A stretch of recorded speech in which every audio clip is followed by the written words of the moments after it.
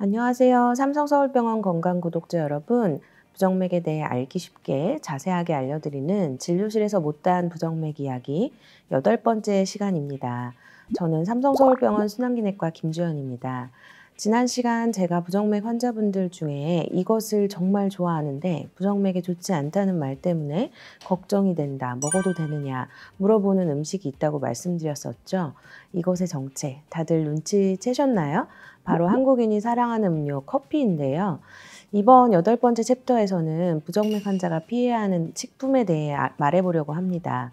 오늘도 김준수 교수님 모시고 이야기 나누어 보겠습니다. 교수님 안녕하세요. 네, 안녕하세요.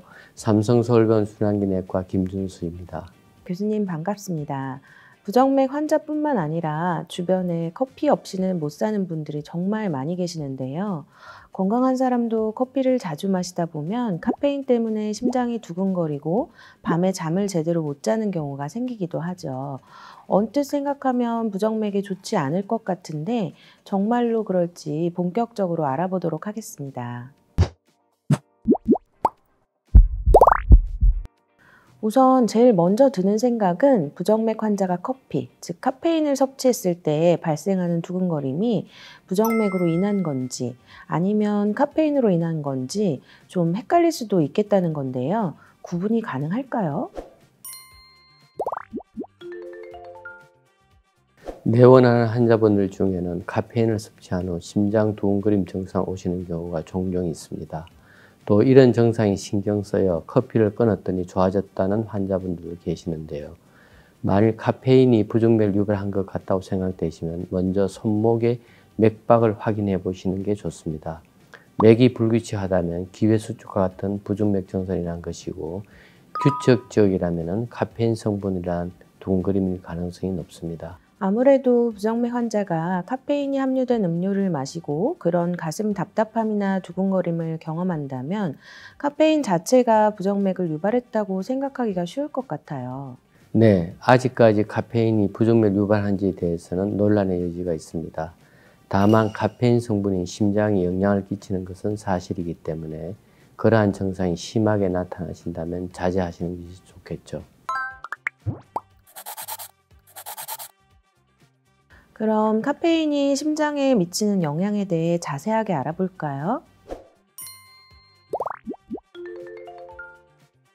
커피는 물론 각종 차, 기호음료 중에는 카페인이 함유된 제품이 많습니다. 아마 자신도 모르는 사이 드신 분들도 많을 것 같은데요. 카페인은 심장에 여러 형태로 영향을 줍니다. 체내 교감신경 호르몬인 노르아드레날린과 노르에피네프린 분비를 촉진하여 심장 박동이 빨라지고 혈압도 상승합니다. 심장 수축을 자극하는 효소에 작용하여 심장을 더 강하게 수축하도록 만들기도 하고요. 그럼 부정맥 환자는 심박수에 영향을 주는 카페인을 자제하는 것이 좋을까요? 과거 진행된 대규모 연구들을 살펴보면 하루에 300mg 이하, 즉 커피 3잔 정도의 카페인 섭취는 부정맥 환자라도 비교적 안전하다는 결과가 나오기도 했는데요. 커피나 카페인 음료를 좋아하고 섭취 후에도 별다른 증상이 없다면 적당한 수준에서 즐기시면 되겠습니다. 반대로 적은 양의 카페인으로도 증상이 나온다면 자제를 해야겠죠. 맞습니다. 환자별로 다르기 때문에 먹어도 된다, 안 된다 딱 잘라 말씀드리기는 어려울 것 같네요.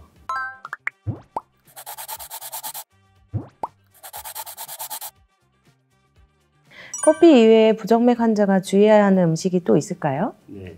평소에는 건강하고 심장 초음파 검사를 해도 심장 내에 아무런 이상 소견이 없는데 이것만 마셨다 하면 심방세동이 발생하는 환자분들이 계시죠.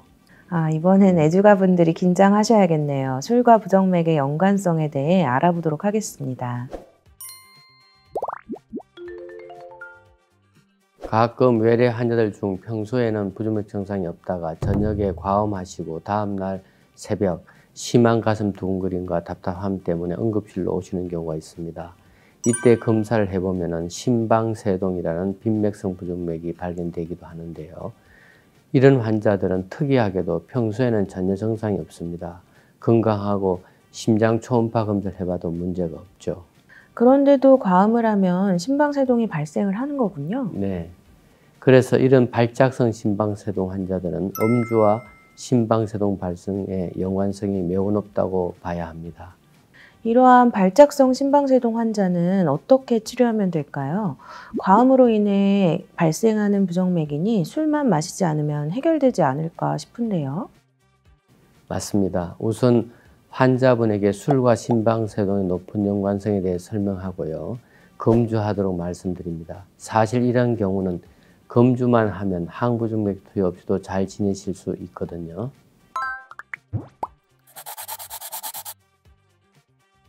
술 좋아하시는 분들께 금주가 참 힘든 부분이기는 하지만 만약 내 음주가 부정맥으로 이어진다면 꼭 금주할 수 있도록 노력하셔야겠네요. 이 외에 자신이 복용 중인 약물이 다른 약물과의 상호작용이 있는지를 확인할 수 있는 앱이 있는데 메드스케이프 앱에는 인터랙션 체크를 해보시면 환자 본인이 복용 중인 약물들 간의 상호작용에 대해 알아볼 수 있습니다.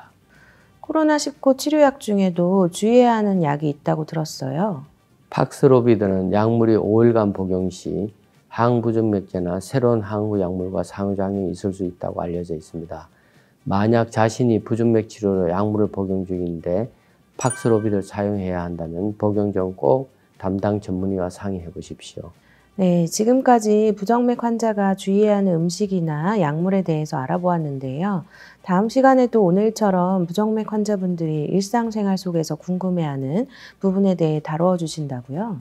네, 다음 부정맥에서 못다한 부정맥 이야기에는 부정맥이 운동으로 좋아질 수 있을지 알아보도록 하겠습니다.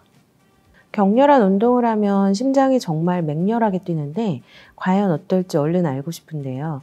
그럼 저희는 다음 9번째 부정맥 환자에게 운동이 좋은가요? 챕터로 돌아오도록 하겠습니다. 감사합니다.